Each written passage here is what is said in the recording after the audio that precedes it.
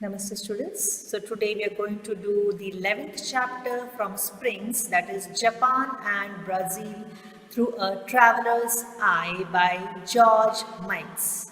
It's a very interesting topic where we get to know something about Japan and Brazil. So before we begin the topic, let's know about the author. George Miles. He was born on 15th February 1912 and he died on 30th August 1987. He was a Hungarian-born British journalist, humorist, artist, publisher, illustrator and writer, best known for his humorous commentaries on various countries. His books include The Hungarian Revolution, Uber Isles, Shakespeare and Myself, Italy for Beginners, How to be an Artist, How to be Imitable, How to Scrap Skies, How to Tango, and How to be an Alien. These excerpts are chosen from The Land of Rising Yen and How to Tango. So we have these about two countries he's mentioning in this chapter, that is Japan and Brazil. So Japan, the information what we get is taken from The Land of Rising Yen, and about Brazil we have got this excerpt from his book How to Tango. So here, before we begin, let's know what is travel writing. Travel writing is about writing one's experiences of traveling and visiting alien places. Travel writing has become very popular as more number of people have begun to explore new places on the globe. Though much of the earth has been explored and almost everything has been written about, the popularity of travel writing is still growing. There are exclusive channels on travel and the influence of new media has further increased its popularity. The travel narratives are telling comments on how a culture gets represented by another. So even here I have taken the page 97 from textbook. If you have a textbook in front of you, you can use that textbook. So we'll go word to word, we'll go line to line to understand this chapter. It's a very interesting chapter. So let's first begin about Japan. Japanese manners. A quarter of an hour in Japan will convince you that you are among exquisitely well-mannered people. A quarter in the sense just 15 minutes is enough for you. When you are in Japan, you will be convinced that you are among pleasing, well-mannered people. Exquisitely means in a sense, exceptionally pleasing, well-mannered people. People who live on a hopelessly overcrowded island have to respect one another's privacy. Now, if you see Japan, you have seen Japan on the globe, or if you have seen Japan on the map of the world, you have seen that this particular country is very small. So people who live on a hopelessly overcrowded island have to respect one another's privacy, or rather would have to if they had any privacy.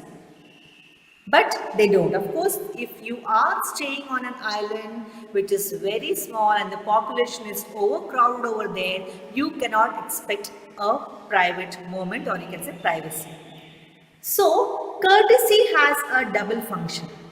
It is courtesy and it is substitute privacy. So here the author speaks about the courtesy shown by the Japanese to each other to maintain their privacy.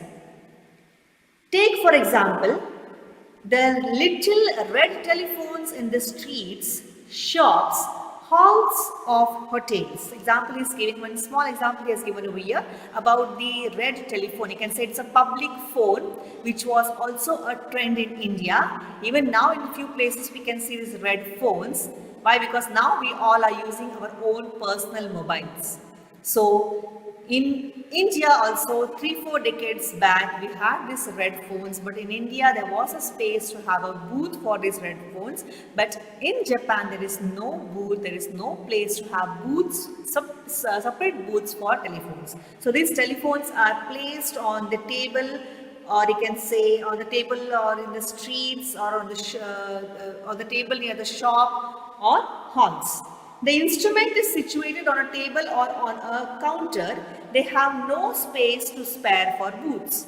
You conduct your most confidential business transactions, your intimate love quarrels in public, yet in perfect privacy.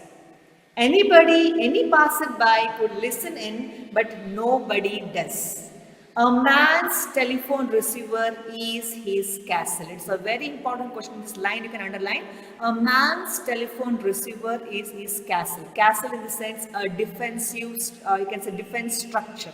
So here, though it is a overcrowded country, though the phones are placed in public places, you can say public phones are placed in public places, yet the people over there, they enjoy their privacy because nobody, even if they are nearby, even if they are listening, they don't bother, they don't care to what you are speaking, like what business transactions are going between you and the person on the next end, or what about your intimate love quarrels. They are not bothered, and in that state they are showing their courtesy to give you privacy. You will be, of course, you will of course immediately notice their mania for bowing.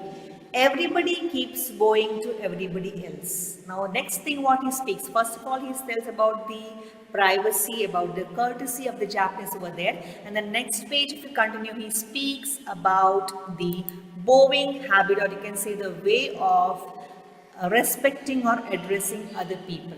So he says that you will of course immediately notice their mania for bowing. Everybody keeps bowing to everybody else with a ceremonious means with ritual ceremony. Ceremonious solemnity of a courtier, yet with a great deal of natural and imitable grace. Solemnity in the sense, quality of being deeply serious and sober. Seriously, they will be bowing to each other, and that too, the way they bow will be natural, and inimitable means not imitated. Bowing is neither less nor more silly than shaking hands or kissing the cheek, but it is quainter, more formal, more oriental. I want you to listen to this particular lines carefully. Here the author is comparing the way of wishing others in other countries. He is saying bowing is neither less nor more silly than shaking hands. In few parts of the world, they shake hands as soon as they meet. In few parts, they kiss each other's cheek. In India, if you say, we say namaste, right? We join our hands and we say namaste. So this particular bowing is neither less nor silly than shaking hands or kissing the cheek, but it is quainter. Quainter means cleverly planned, cleverly made. It is more formal, it is more oriental. Oriental means it's the Eastern style. Opposite of oriental is occidental. Occidental. Occidental means Western style. Oriental means Eastern style. So it is more Eastern. It is also infectious. When you go there, when you are seeing the people around you bowing, instead of doing namaste, even you start bowing, because it's that habit has, actually you can say it is infectious. After a few hours, you start bowing yourself. But you bow too deeply or not too deeply enough. You bow to the wrong man at the wrong time. You do not clasp means to grab.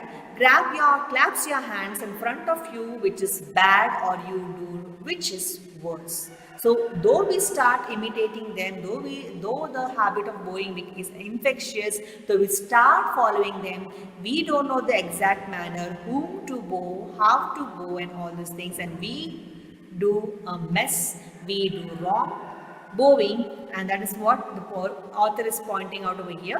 You will discover that the Japanese have a complicated hierarchy in bowing. Who bows to whom, how deeply, and for how long.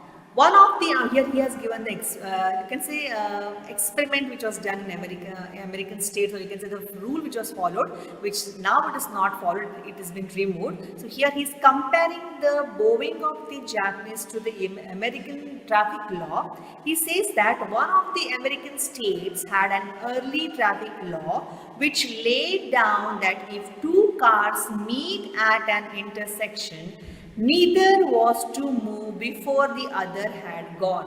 Now here, if you say it's very, very complicated, if you see the two cars standing in front of each other, which one has to move first has to decide. The same way, when Japanese they bow, who will stand erect first is not clear to us, but it is very, very clear to them. Similarly, if two Japanese bow, neither is to straighten up before the other stands erect in front of him. A little complicated to us. Of course, we are the strangers in that land, and when we see those people bowing, we don't know exactly how to bow, and we don't know who will stand erect first, whether you should do or the person in front of you who is bowing to you.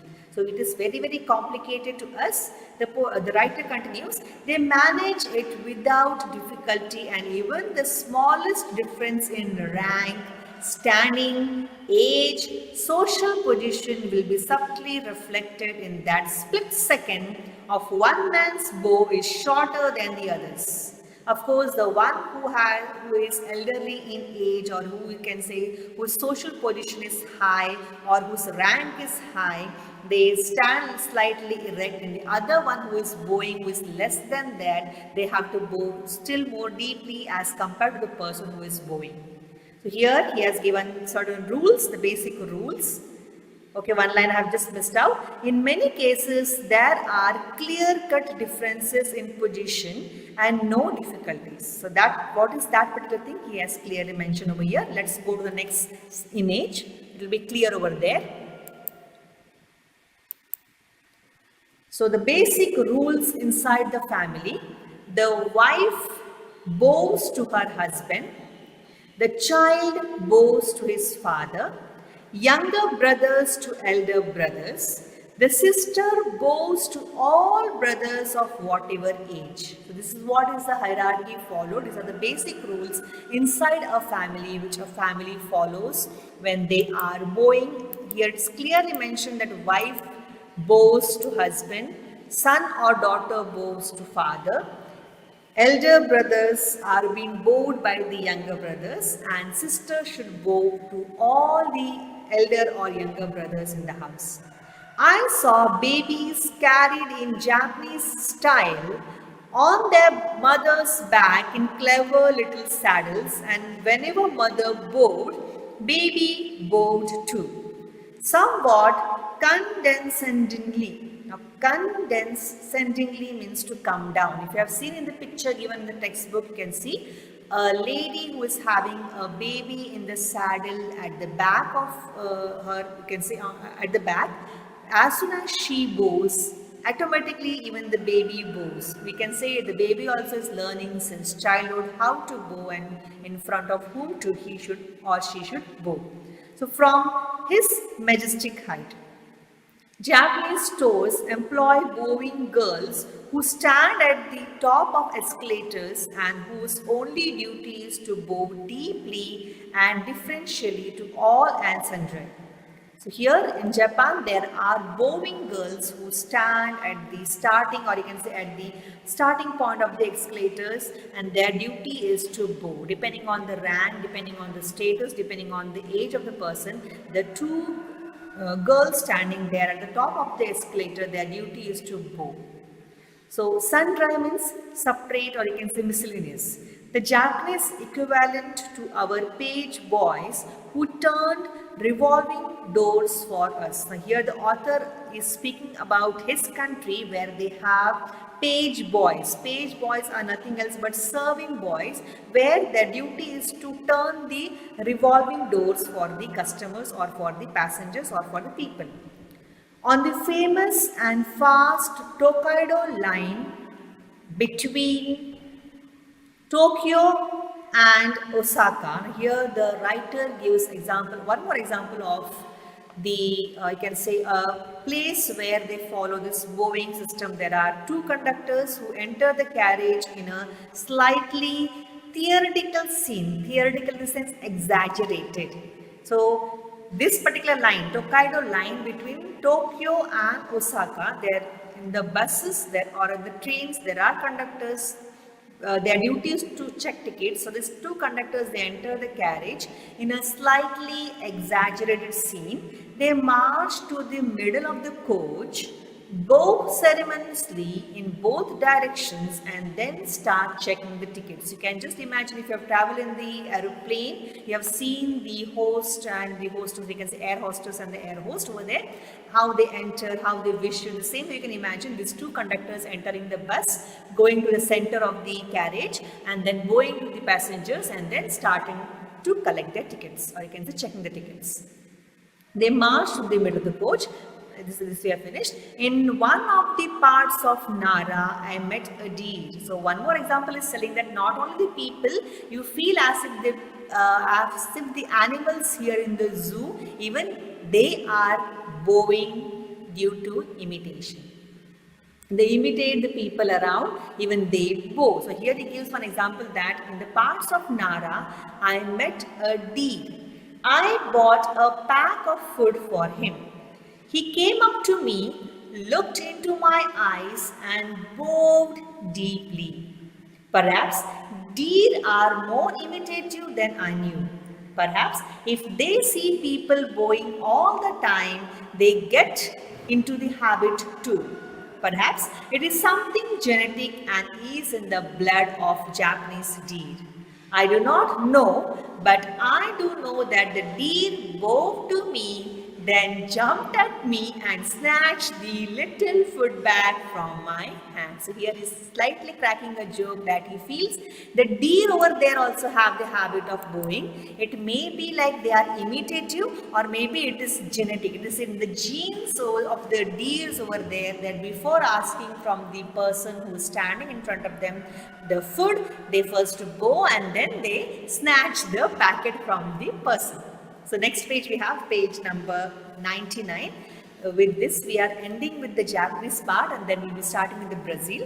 So in this too the deer was a true Japanese. You can often see people bowing to each other with ceremonious serenity. Serenity means what? Peacefulness. At bus stops. You might have seen any Japanese movies, or you can say you have seen any songs, or maybe you have seen the people standing in a queue at a bus stop will be bowing to each other. But here at next moment he cracks a joke that as soon as the bus arrives, the bowing gentlemen are transformed into savages. Savages are actually what? Nothing but wild people.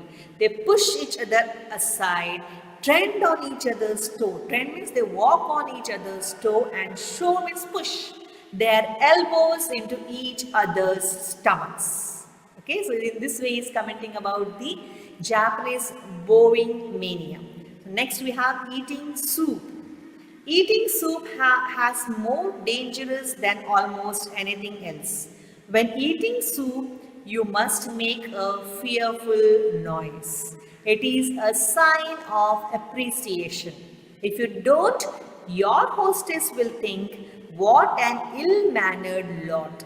Now here I hope you understood that in Japan, if you visit Japan, it is must that when you're drinking the soup, when you're eating your soup, you have to make a fearful noise. You might have seen in some of the movies how the Indians, they drink tea poured in a saucer.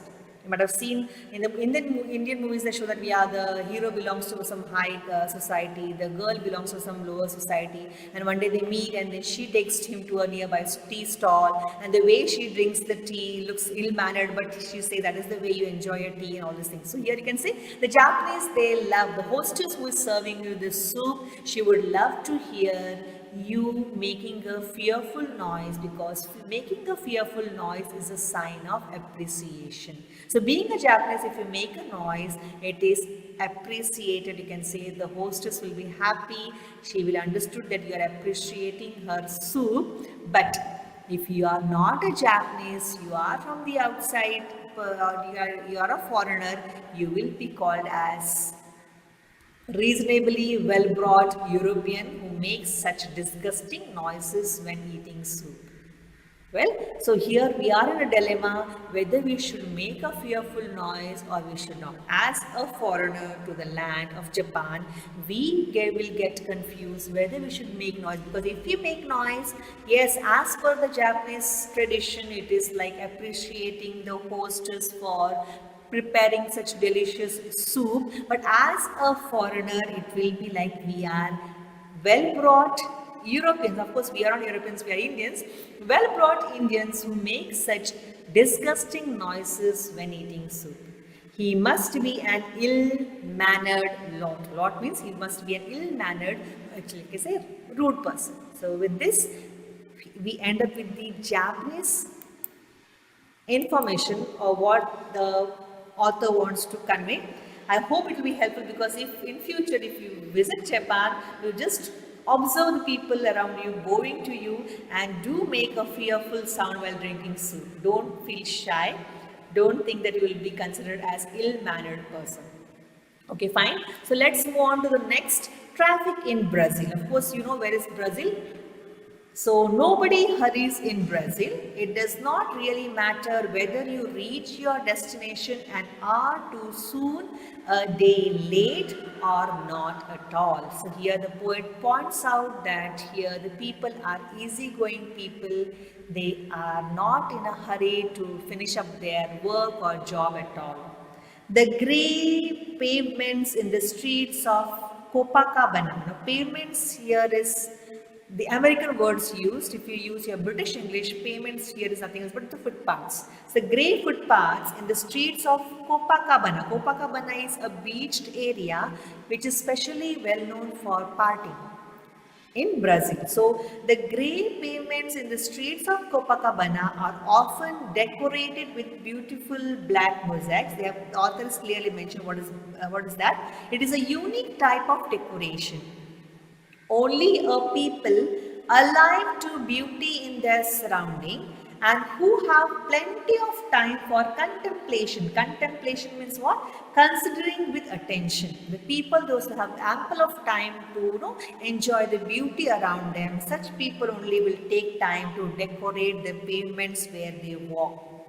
During their meditative in the sense devotional exercise, we meditate. So during their meditative ambulatory exercises, ambulatory in the sense walking exercises, would take the trouble to decorate the pavements they walk on. So here he points out that these people are easygoing people, they are relaxed people, they are not in a hurry, and these people, they enjoy, or you can say they love the beauty around them, they take time to decorate the pavements where they walk on. So that is what he speaks about the people of Brazil, and immediately next it goes to the extreme end. He says that motor cars are extremely expensive in Brazil. Not only in Brazil, everywhere, all over the world, motor cars are expensive. Import duties being crippling and murderous. Of course, due to the import duties, the cost of the cars are rising. Only a few other poorer South American states are in a worse position in this respect. Complaints are universal. Complaints are universal in the sense not only in this particular part of South America or Brazil, but everywhere, all over the world, the cars are very, very expensive. The complaints are universal. Hardly anyone can afford a car. Yet, this only means that a number of motor vehicles is growing by leaps and bounds, almost as if cars were distributed free of charge to all and sundry. Thus, the pedestrian's life is becoming more hazardous every day. So, in the first part, if you see, he is pointing out about the cars being expensive, and the next part he says that the people in Brazil, they are crazy for cars. It shows their madness for cars, and then he says that as if the cars actually are distributed free of charge because the number of car holders are increasing over there, and the life of a pedestrian is becoming difficult over there every day. It is not that drivers do not care about pedestrians. The trouble is that they do care about them, They are in fact on the lookout for them. As soon as a driver notices a pedestrian step off the pavement, he regards him as fair game. He takes aim and accelerates. Here is cracking a joke that it is not that they don't care about the pedestrians, but here they wait for the pedestrians to step down the pavement, and as soon as the pedestrian steps down at the pavement, the driver aims and accelerates. He is just again cracking a joke about the madness of the people over there for car driving. So the pedestrian has to jump, leap and run for dear life. He does not resent this in the least. Driver and pedestrian, hunter and prey. Here you can see the author is comparing driver to a hunter and he has compared pedestrian to a prey. Smile amicably in the sense they smile friendly at each other. I win today, you will win tomorrow. Fair enough. Here you just again cracking a joke that yes, this is like a hunter and prey game. The pedestrian and the driver, when the driver tries to aim and accelerate his car, the pedestrian, he jumps, he leaps, he runs for his dear life, and then after doing this, they don't show the anger to each other. The pedestrian is never getting angry. He just waves his hand. The driver says, okay, I win today, you will win tomorrow. It's like a game over there. It is not seriously, but he's just cracking a joke. The war between drivers themselves is murderous but tempered. Now here, before that he was speaking about the war between pedestrian and the driver, and now next part he speaks about the war between drivers themselves. It is murderous but good tempered. They cut in the sense they interrupt. They overtake on both sides. They force you to brake violently and commit all the heinous crimes of the road and 20 times every hour. But they smile at you the same time. There is no anger, no hostility, no mad hooting. So here he speaks that they cut in this sense that they interrupt, they overtake from both the sides in the sense they don't follow the traffic rules. They force you to brake in, so you can say violently, and they commit all heinous in the sense totally rehearsable, or you can say blameworthy. You can say totally blameworthy crimes of the road they will make, and that to 20 times every hour. By reading this, you can I think you can recall the traffic rules, how it is followed in India, right? Even we Indians, we try to overtake each other, and that's why there are lots of accidents happening in India, right? So here at the end he says that, but they smile at you the same time. There is no anger, no hostility and no mad hooting. Hooting in the sense they don't cry at each other, they don't shout, they don't scold. Hooting, actually, if you see, it's a cry of an owl. So here the the author points out that there is no anger, no hostility and no hooting. So with this we end with the information given by the author about Brazil. We'll just revise the entire chapter. I have certain slides with which we can revise the entire chapter. The remaining part is he is just pointing about how the traffic is there in Brazil, how the traffic moves fast and how it is difficult for a pedestrian to cross the road. That is what is giving the next part. You can read it, you can enjoy the joke he is cracking over there. So let's see the next slide. Here is just a revision, or you will just take and revise what we have learned about Japan. Japanese manners, courtesy substitute privacy. The writer observes that Japanese are well-mannered people. They respect one another's privacy immensely. Courtesy has a double function there. It is courtesy and it is substitute privacy. They conduct their most confidential business transactions, their love quarrels in public in perfect privacy. I hope you are able to recall what we have learned. Bowing is the next part in Japan. Everybody in Japan keeps bowing to everybody else. It is a mania. Bowing is quainter, more formal, more oriental and infectious too. I have explained you the meaning of quainter and about oriental also. So Japanese have a complicated hierarchy in bowing. Who bows to whom, how deeply and for how long. Though a little complicated to us, they manage it effortlessly. Even the smallest difference in rank, standing, age, social position will be subtly reflected in that split second. The wife bows to her husband, the child bows to his father, younger brothers to elder brothers, and the sister bows to all brothers of whatever age. The writer notes that despite with their distinct manners, Japanese can turn into savages as soon as the bus arrives. The last part where he cracks a joke about bus, and then you have this eating soup. One must make a fearful noise while eating soup in Japan, for it is a sign of appreciation. It must be according to the expected levels of approval, or it is thought to be an example of ill manners. I've explained you. When we go there, we are in a dilemma whether we should follow Japanese manners or we should follow our manners. Anyhow, Indians, they love to make fearful noise while drinking tea or while drinking soup, while eating soup, right? So next part is about Brazilians. Let's revise about Brazilians. Brazilians' sense of beauty, traffic in Brazil. So life in Brazil looks slow paced to the author. He appreciates their aesthetic sense in decorating the grey pavements in Copacabana with beautiful black mosaic, but the same leisurely characters speed madly when they get to the steering wheel. They are highly passionate about cars, though motor cars are extremely expensive. As soon as a driver notices a pedestrian step off the pavement, he targets him and accelerates in a fair game. The pedestrian has to run for dear life. It's a driver and pedestrian, that is hunter and prey game. They smile at each other amicably and move on. Even the war between the drivers is murderous but good tempered.